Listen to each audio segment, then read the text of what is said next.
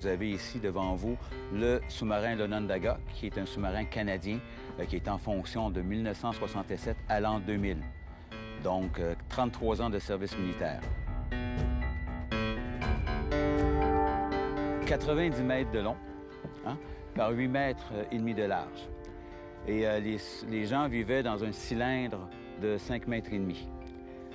Et essayez d'imaginer qu'à bord de ce long sous-marin, il y avait 70 membres d'équipage.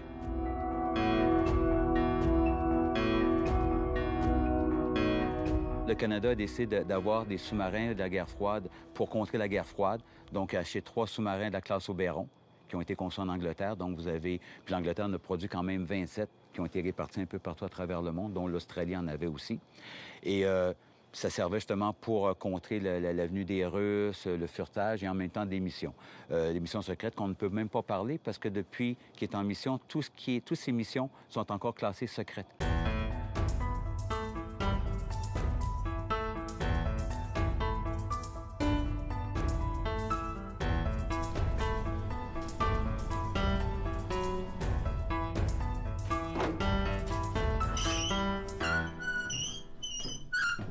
Vous avez des gens qui dormaient, donc vous n'avez pas remarqué les types de couchettes qu'il peut y avoir avec leurs sacs, leurs bagages.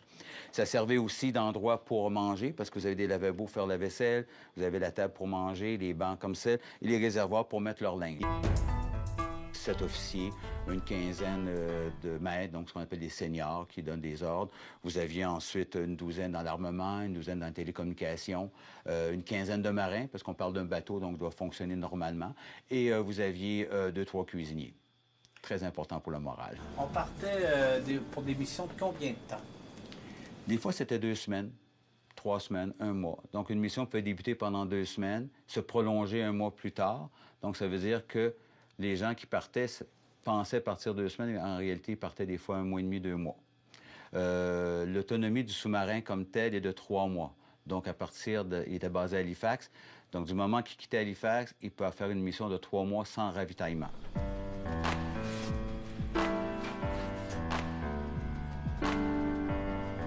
On est arrivé dans ce qu'on appelle la salle des moteurs électriques.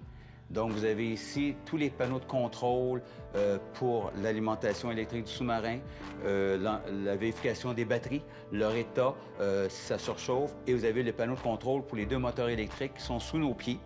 Ces 2 moteurs électriques, chacun développe 3000 chevaux vapeur, directement reliés aux hélices. Il faut comprendre que c'est une confection britannique, donc vous allez avoir toujours English Electric, qui est la compagnie qui a conçu l'électricité, le contrôle pour les batteries, qu'on parle de température, on parle de Fahrenheit, et le panneau pour contrôler le moteur bâbord et le moteur tribord.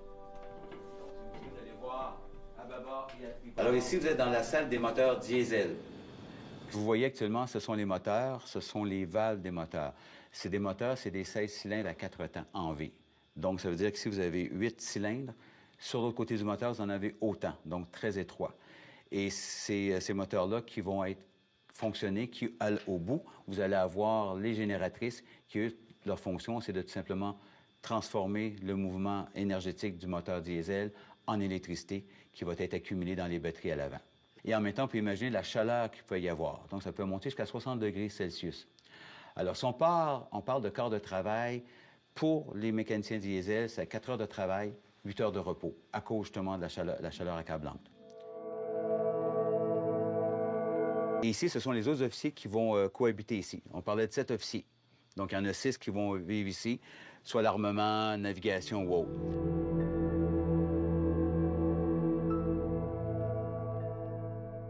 C'est l'endroit le plus important du sous-marin, la cuisine.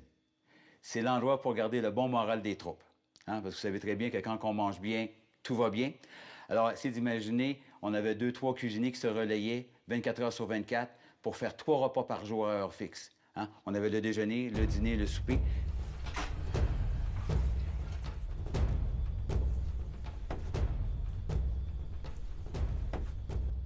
Il faut essayer d'imaginer qu'ici, dans cet espace, il y avait 21 sous-mariniers qui dormaient. Mais il faut comprendre que les gens étaient en alternance à cause des quarts de travail. Donc, on peut dire qu'il y avait à peu près le tiers des sous-mariniers qui dormaient, l'autre tiers qui était en fonction dans des watches ou au travail, puis l'autre tiers qui était soit en train de manger, de relaxer, d'écrire ou d'être en formation. Alors ici, vous êtes dans ce qu'on appelle la salle de contrôle, c'est-à-dire le cerveau du sous-marin. Donc c'est ici qu'on va contrôler toutes les fonctions vitales du sous-marin, qu'on va émettre les ordres, qu'on va faire la navigation, qu'on va faire le tir des torpilles, qu'on va voir avec le périscope. Comme exemple ici, on a un périscope d'attaque. Donc on va pouvoir voir à l'extérieur. Dans la salle de contrôle, si on va, mettons, en mode furtif, ce qu'on appelle le mode d'attaque, on est à 21, dans l'espace que vous voyez ici au complet. C'est beaucoup de monde. C'est quand même beaucoup de monde. Donc, chacun est à son poste, chacun faisait ce qu'il avait à faire. Vous avez des gens qui donnaient des ordres, le commandant, vous avez des supérieurs qui donnaient des contrôles ou autres. Mais en mode normal, comme je vous disais, à peu près, on pouvait, je pense, 5 à 6 personnes faire fonctionner le sous-marin calme. Il y avait toujours 2-3 personnes à la table de navigation pour faire des calculs. Alors ici, vous êtes rendu dans la salle des torpilles avant. C'est le compartiment le plus spacieux du sous-marin. On a entreposé des torpilles comme celle-ci, ce qu'on appelle des MK-48. Donc, on peut en avoir 16 comme telles. Là, vous voyez que c'est très dégagé. Mais quand c'était rempli, c'était étroit comme ça, plein. Mais comme on partait en général avec 4 à 6 torpilles, il restait de l'espace pour du matériel et de l'espace aussi pour les hommes. Donc, on installait des couchettes côte à côte avec des sacs de couchage, des rideaux. Et il y avait une quinzaine de sous-mariniers qui pouvaient dormir à l'intérieur, dans la salle des torpilles avant.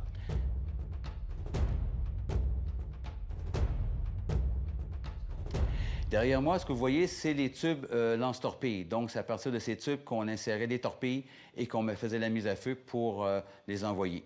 Donc, on a 6 tubes lance-torpilles avec tous les systèmes que vous pouvez voir de valves, d'air comprimé, d'eau, d'équilibrage ou autre.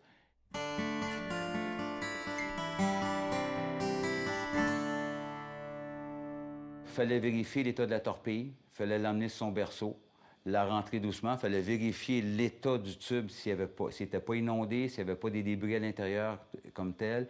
Après ça, on insérait la torpille, on la fermait, on inondait le compartiment et on ouvrait la porte extérieure, de l'air comprimé qui poussait en masse l'eau et la torpille pour qu'elle puisse se mettre en mode propulsion automatisée. Et c'était une torpille qu'on appelle philo-guidée, donc vous avez un câble très fin qui va relier la torpille au sous-marin. Ce qui m'émerveille le plus là-dedans, c'est de voir les gens, des fois, un petit peu hésitants à dire « Ah, ben c'est un sous-marin, je suis pas trop sûr. » Mais quand ils sortent, l'émerveillement qui sont dans leurs yeux, c'est d'autres gens que je vois.